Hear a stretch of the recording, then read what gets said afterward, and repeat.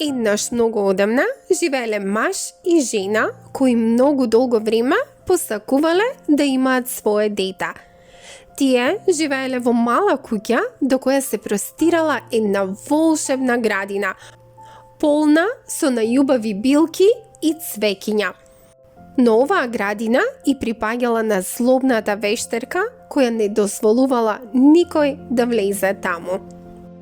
Еден ден, во градината на вештерката, жената забележала едно прекрасно растение наречено златокоса.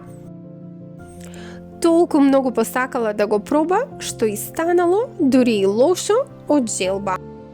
Тогаш таа му рекла на својот маж: "Ако не го пробам ова растение, мислам дека ќе се разболам. Сакам да го јадам како салата." Мажот, сакајќи да ја угоди, се искачил преку зидот и украл неколку листови златокоса. Жената ги изела и веднаш се почувствувала подобра. Но нејзината желба за растението станала уште поголема. Така, мажот и повторно влегол во градината, но овој пат го фатила вештерката. "Како се осмелуваш да ја крадеш мојата златокоса?" викнала вештерката.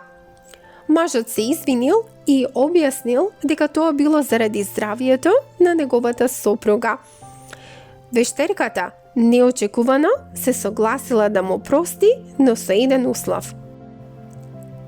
"Ке те оставам да живееш ако ми го дадеш твоето дете кога ќе се роди." Мажот, исплашен од вештерката, се согласил. Кога им се родило дете, вештерката веднаш го зела девојчето и го нарекла Златокоса по растението. Таа ја затворила девојката во една висока кула без врати и скали, за никој да не може да стигне до неа. Единствениот начин да се влезе бил преку прозорецот, кога Златокоса ќе ја спуштала својата долга златна коса. И така поминувале години и Златокоса пораснала во убава девојка со коса толку долга што стигнувала дури до земјата. Еден ден, додека пеела од прозорецот, нејзиниот глас го слушнал еден принц кој минувал случајно низ шумата. Тој се восхитувал оддалеку, а кога видел како вештерката вика: "Златокоса, Златокоса, спушти ја твојата коса." И како се искачува по нејзината коса, тој сватил како може да стигне до девојката.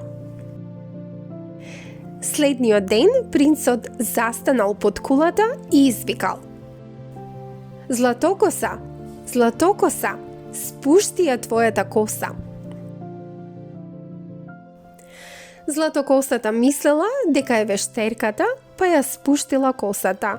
Принцот се искачил и кога ја видел, веднаш се влюбил во неа. Тие почнале да се среќаваат секоја вечер и принцот и ветил дека ќе ја одведе и ослободи од вештерката и од кулата. Но една вечер вештерката ја открила нивната тајна. Во бес ја исекла косата на Златокоса и ја протерала во пустина.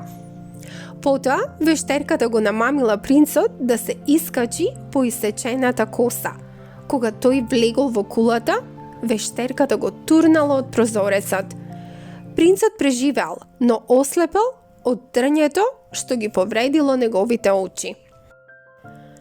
Години подоцна, принцот талкал низ пустината, надевајќи се дека ќе ја најде Златокоса. Тој не можел да ја види, но на крај ја слушнал нејзината песна, ги следал звуците и ја пронашал. Кога се сретнале, се прегрнале и солзите на Златокоса од радост паднале на неговите очи и го излекувале. Принцот можел повторно да гледа и да ја види својата сакана Златокоса.